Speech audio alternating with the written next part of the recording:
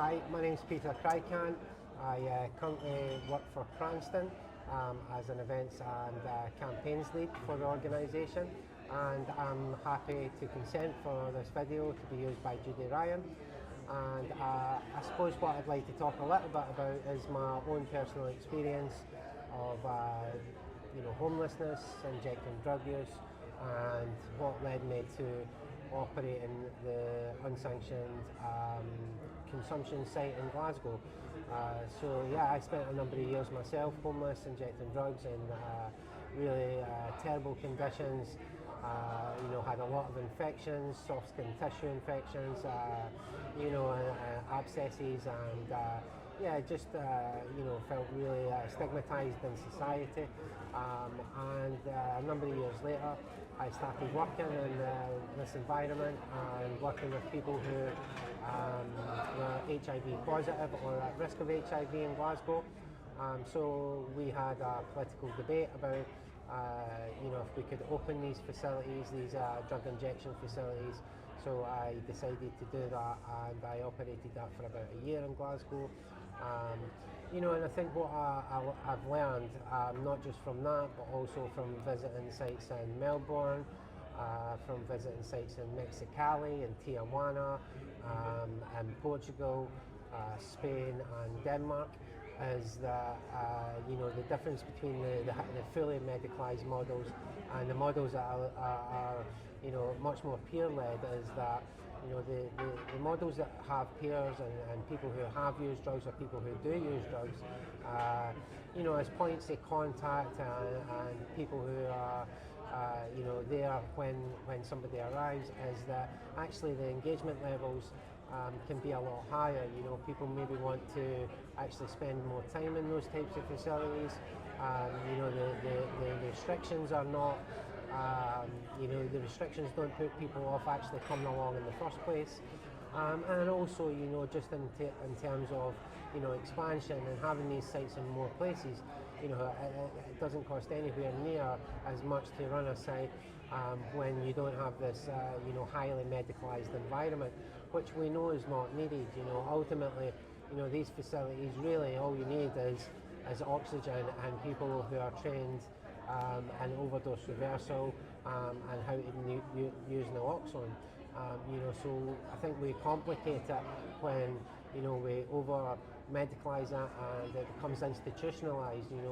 And maybe people who are institutional, who have been in and out of institutions, may engage a little bit in these types of facilities, but actually I think you're going to engage a much wider group when it's a lower threshold or lower barriers to access and to use these types of facilities. And for me, the best experience that I've had visiting these facilities in 5 different countries is the facilities that I visited in Mexicali and Tijuana. These facilities are run by people who use drugs, and they're run primarily with donations. Donations of injecting equipment and naloxone, which come from just across the border in America down into Mexico. And ultimately they carry the same clinical sort of safety as what the highly medicalised site in Melbourne that I visited has, but for me just much more welcoming, much more engaging. What I believe that you should have in an injection facility is sofas, TVs, cafes, table football, places for people to relax and chill. Another thing that comes into mind is when I visited the site in Lisbon, the football was on and there was people sitting around watching the football. These are the environments that are much more welcoming for me, and as I say, the environments that I would like to see these types of facilities operated under.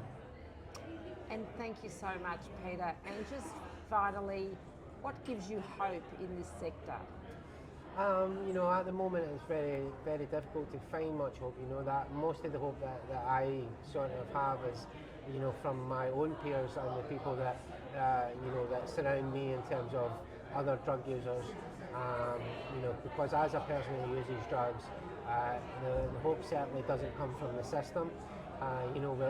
We as people use drugs are overplaced, and we don't have the resources that we need to actively live our lives in healthier, safer ways. By derogatory rules and archaic laws that ultimately have only been in place to oppress already marginalised communities. So I cling to the hope of my peers and the people around me that we will eventually see an end to the war on drugs, and we will see our own human rights recognised and our right to bodily autonomy recognised, but not so much from the system. And ultimately, living in Scotland, we have a drug death rate that's as high as North America just now, without these super strong synthetic opioids, which we're now starting to see enter into our market, and the drug supply becoming more toxic.